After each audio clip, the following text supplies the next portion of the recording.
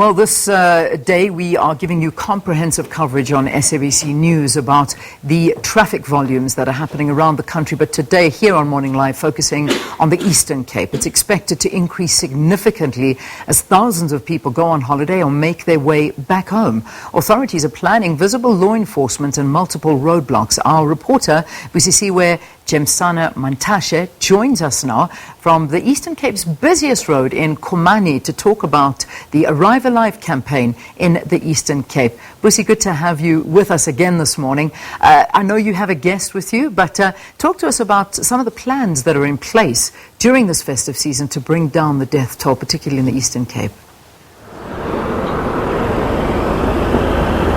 A very good morning once again, Leanne. We are standing on the Eastern Cape's busiest road, the N6 in Komani, where cars from Cape Town, Johannesburg will be traveling to the province, and some leaving the province to those big cities. The plans include the visibility of police officers and also campaigns across the province. But also a major issue that has been highlighted by the department, Leanne, is the issue of stray animals and putting up fencing. And right now I'm joined by the MEC, Weziwe Tikana-Gxotiwe, to talk to us more about that. MEC, thank you so much for your time. The issue of stray animals, perhaps unique in the province. Bingose was saying that plans are afoot to put on fencing, but it would seem like it's not only about putting up fencing, because we see these fences being put in and then we see communities taking them down, taking some of the fences. What's your approach in trying to deal with that? Good morning, Leanne and viewers.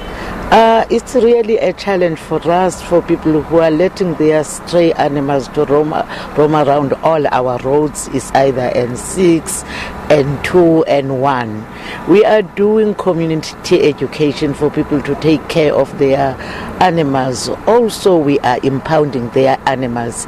We are strengthening our call by putting another fence on our roads. Law enforcement is taking care of those. For all those who are seen doing that will be arrested, of course. We cannot let people to take off the fence, which is very new. We've been doing that for the number of years, but we have increased the number of our trucks to take and impound all the animals which we see on our roads.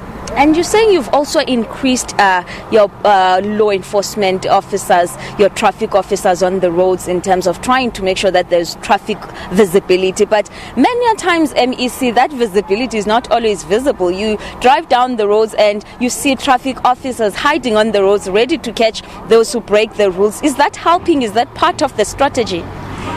The unfortunate thing is that we cannot assist the human behavior, because it's about the human behavior, but we've procured more buses to detect those who are fraudulent on the roads, those who are having tickets within themselves, those who are having fraudulent permits for public vehicles. That's how we are assisting our traffic officers.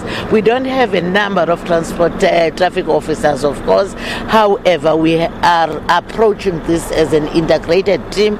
We received a number of traffic police from RTMC. We are working with members of the South African Police Services and our traffic officers, of course. They are busy on our roads. We will see them in R61, which have been identified as the second hazardous road, the N6, the N1 and N2. People must not expect that will be in all our roads, but we've identified some spots where we must operate for 24 hours 7. All right, thank you so much, MEC Weziwe Tikana, talking about their increased approach in trying to deal with both the traffic volumes in the province and also trying to engage communities on how best they can keep their animals out of the roads of the Eastern Cape, saying that there'll be more visibility and that they'll be compounding and arresting those who are breaking the rules of the roads. Back to you.